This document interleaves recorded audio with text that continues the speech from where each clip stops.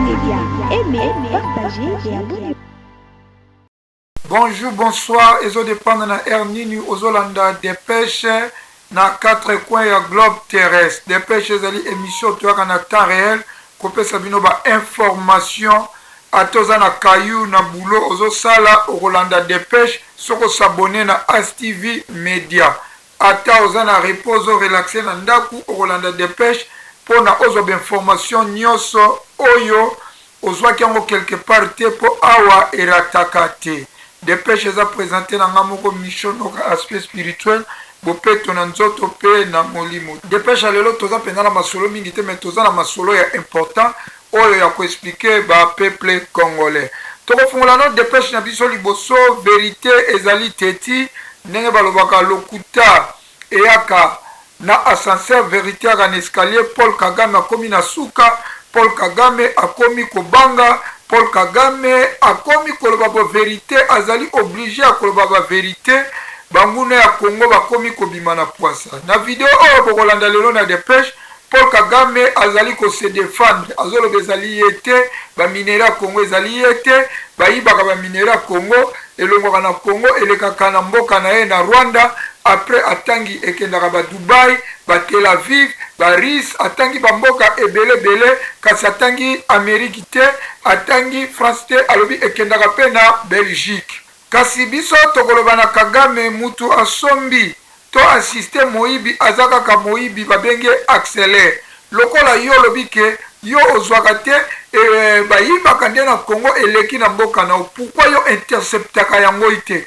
okangaka yango te ozongisa yango na Congo otiki yango ekei elakisi ke oassiste moyibi okaboli na moyibi yo pe ozali moyibi. En plus de cela basoda na onde Kagame bazali nde na kati ya Congo bango nde bazali kobunda kuna mpona kofacilite makambo ya baminere bao balandaka dépêche to baliboso kota na dépêche kende na bavideo na biso okomona tokomi ke botala nzela oyo batongi a partir ya Masisi ti ekei ti Rwanda batonga nzela na kati ya bakoline Masisi ekei ti Rwanda. Bolanda video yango ezali na ASTV Media.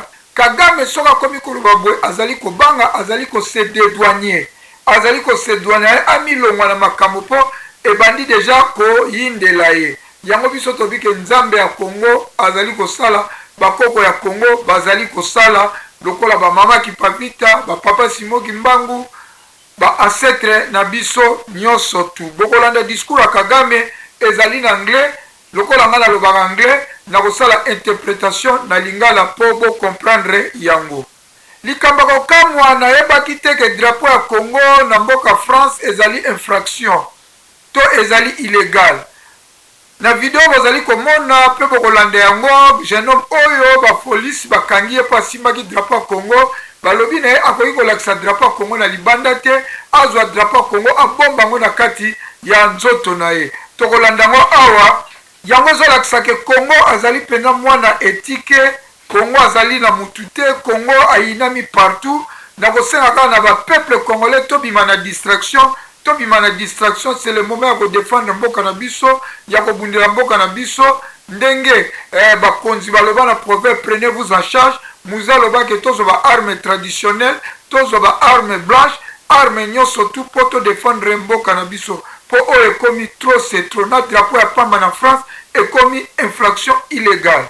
Basoldat sud-africain oyo baye kodefendre mabele na biso na Congo bakitaki na aéroport ya Njili oyo tobengaka aéroport international mais na base militaire oyo ekangami na aéroport ya Njili kasi soda sud-africain moko azalaki kofilme aéroport ya base militaire azali kokritike aéroport na biso alobi aéroport international mais très sale très organisé surtout côté militaire.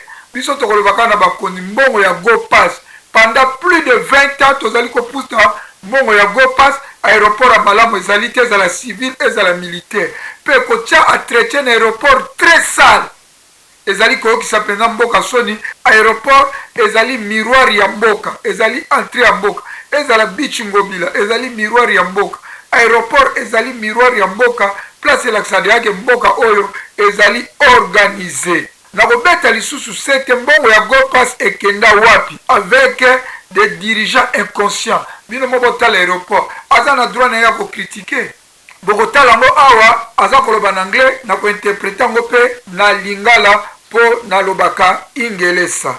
Bokolanda Ibrahim Traoré asalaki discours na ye avec franc parler avec peuple sako buka lokuta alobi ba vérité ya ba promesse oyo apesaki peuple ke akobima na CEDEAO alobi ndenge guerre eza koleka ndenge CEDEAO asalaka bango anyokolaka bango alobi makambo ebele ezalaki discours face au peuple face aux partisans. Bino mo boyebi Ibrahim Traoré azali président le plus aimé na kati Afrique baafrikain tu bazolinga ye parce que aza kolibere Burkina Faso na maboko ya impérialiste pe aza kopesa makanisi na baafrikain mosusu bazala libere kaka biso na Congo tozali nanu kaka na nsima baimpérialiste tozali kaka na nsima baaméricain bafrançais babelge union européen oyo bazali konyokola biso. Bokolanda pe na video Ibrahim Traoré adopté système soki akangi ba ministre to ba dirigeant ancien régime position ezali kaka kozwi formation militaire okei front omona ndenge ba militaire banyokwamaka na front ndenge peuple anyokwamaka na front kokima bitumba yango bokomona ke ezali na ministre ya affaires étrangères na bango ete azwi formation akei na front kobunda. Kasi soko tali ya biso ya Congo régime ya Kabila régime ya basanguinaire baboma na bopoza na peuple bafosse commune na maluku me bazali na bango envie bazali kotambola. Evariste Bocha bazali kobina ne Kiwanzenza Sheikh Kitundu aye na ye na gouvernement Mende Kolobate Matata Ponyo aye na ye na gouvernement Kabuya zo ya Mbaye Moïse Katumbi aza na l'aise bao nyonso basala na ancien régime bazali na bango à l'aise parce que Félix ye moko ayebi makambo nini oyo azali ko négocier na bango mais tokosenga kaka na président Félix alanda système ya président Burkina Faso bato nyonso oyo basala na ancien régime il faut bazwa minduki bakende kobunda contre ba M23 bayeba kotrahir mboka pasi ndenge ezalaka.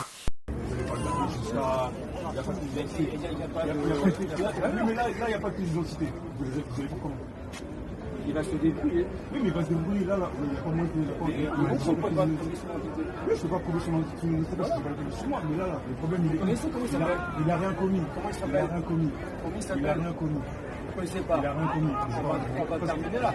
Je vous réponds pas parce que j'ai pas envie de vous répondre. Ah bah très bien. Maintenant vous avez été à l'autre côté. Est-ce que vous revenez sur cette question? Vous ne connaissez pas? Je vais vous demander de circuler.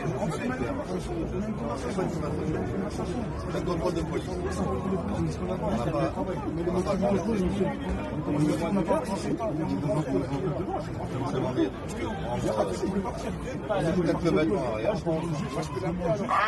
avez la réponse. Visiblement, la réponse ne vous convient pas.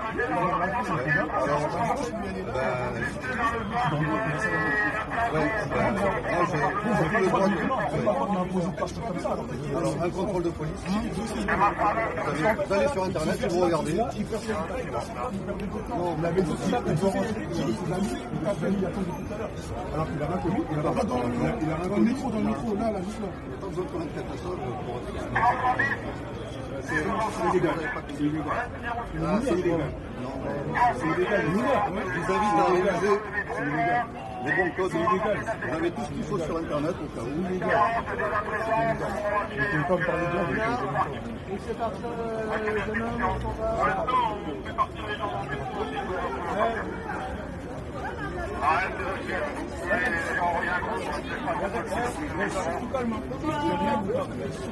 C'est vrai que c'est illégal, là c'est un vrai support, voilà.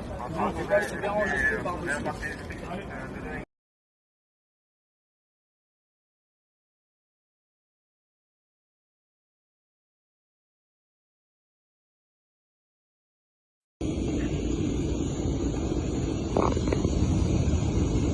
Oyo armée congolais tango bazomata avion bakende na Goma botala aéroport ndenge etondi na salité oyo imbécile ya ville ya salité oyo penza imbécile ya place salité leki donc awa mingi azoloba na eloko te aza kofinga kaka aéroport na biso imbécile ya ville ya salité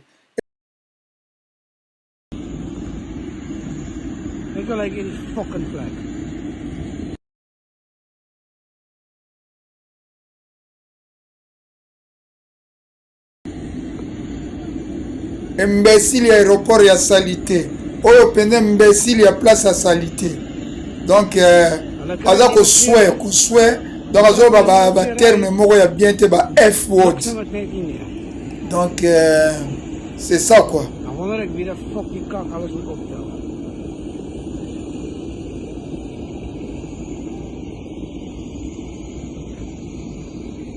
ata mpo na bato oyo bazofunda biso tozoyiba minere soki eza ya solo tokoki kosala malamu mpo kimia ekota. Those who accuse us of stealing minerals, if that were to be true, I think we soki boza na kimia okozala na posa ya koyiba te. Yes, because when you have peace, then you don't even need to steal. You would actually have nasololaki na mutu moko nayebisi ye bakongole bazoloba biso toza koyiba coltan or nde natuni bango question boye. The Congolese are saying we steal their coltan, we steal their gold, and then I asked them eloko nga nayebi bato bazowuta Congo kokotisa minere na fraude to na voie normale na Rwanda. Some people come from Congo, whether they smuggle or go through the right channels, ba minere nyonso elekaka awa etikalaka te ekendaka Dubai, Bruxelles, Tel Aviv na Russie pe partout. It goes to Dubai, goes to Brussels, goes to Tel Aviv, goes natuni bango bino pe boza na liste ya batu oyo bazoyiba minere po ezokoma epai na bino. I was asking them, I said, are you on the list of those who are stealing minerals of Congo? Because these things they end up biso with you. Eza kaka passage. Mais bazofunda biso tozoyiba minere ya Congo ebongo destination bino bolobelaka yango te. But they are accusing us of stealing Congo's minerals. How about the destination? Biso tokoki kosala effort to stopper yango. Mais soki biso tokoki kosala effort to stopper yango. Accusation ekoya lisusu makasi soki toboyi eleka awa ekokoma bato oyo baza na problème. Yeah, they would be seeing no more gold coming through here, going to them. Sikoyo biso tosala nini penza? They are causing problems. So what are we supposed to do, honestly? And then there is this famous thing that has, you know,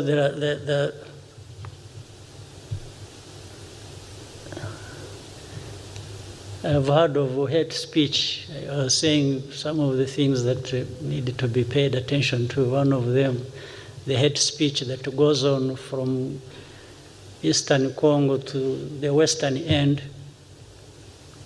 Kala mingi te ba homme fort baza na idée ya bien kozwa solution pour na problème oyo. Bazoloba message ya koyina esila entre Congo na Rwanda. Nazo comprendre te elobi nini mboka mibale nini. Donc message ya koyina eza na Congo eza pe na Rwanda. Yango nde bazoloba. Well, for me, which both sides.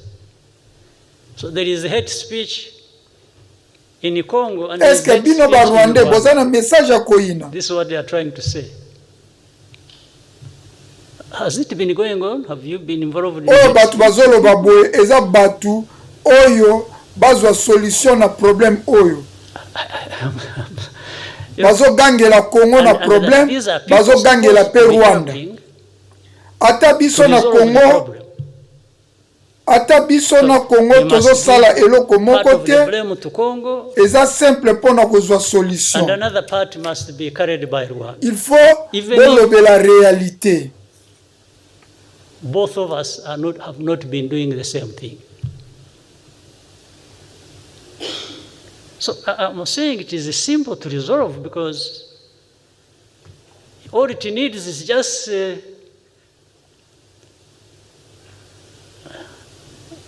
avoiding being neither here nor there. You have to address the problem as it is. You have to deal with the facts, you have to deal with evidence, you have to deal with the right thing to do.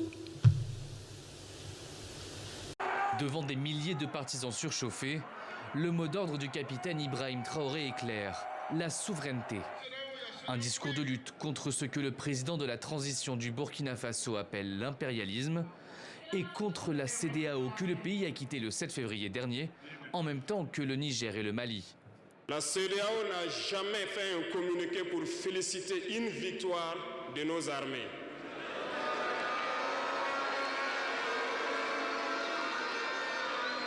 À peine, elle condamne du bout des lèvres et très rarement lorsqu'il y a des massacres. La CEDEAO désignée comme ennemi du Burkina Faso, mais pas seulement. Le président de la transition s'en est pris à ceux qu'il qualifie de traîtres à la nation. Nous avons mis en garde pendant plus d'un an les valets locaux, les esclaves de salon, pour qu'ils ne trahissent pas leur patrie au profit de l'impérialisme. Certains ont compris, se sont rangés. D'autres n'ont pas compris, peut-être se croyant plus malins. Mais aujourd'hui, nous n'avons plus de sentiments sur ce volet. Des menaces mises à exécution depuis plusieurs semaines déjà, comme le prouve cette vidéo présentant un ancien ministre au front contre les djihadistes. L'image a de quoi surprendre, d'autant plus qu'Ablassé Ouedraogo était porté disparu depuis le 23 décembre dernier. Avant lui, d'autres personnalités critiques des militaires ont été enrôlées de force et envoyées sur le front anti-djihadiste. La loyauté envers son pays, un message bien compris par les partisans du président de la transition. Nous nous sommes réunis avec le chef de l'État pour lui dire que nous sommes debout jour et nuit de façon permanente, et lui à son retour de nous dire qu'en réalité nous devons continuer parce qu'il est du cœur avec nous. La tâche est encore longue pour le capitaine Ibrahim Traoré. Les mouvements djihadistes sont plus que jamais actifs dans le pays. Depuis 2015, le Burkina Faso est confronté à ces violences. Elles ont fait près de 20 000 morts et plus de 2 millions de déplacés internes. Merci na balanda dépêche lelo dépêche yaki mukuse penza po tonga topesa bino ba information oyo na temps réel. Bo s'abonner na page na biso, bo partager pe dépêche oyo websa pe moninga kuna na zoka ba information toujours à temps réel.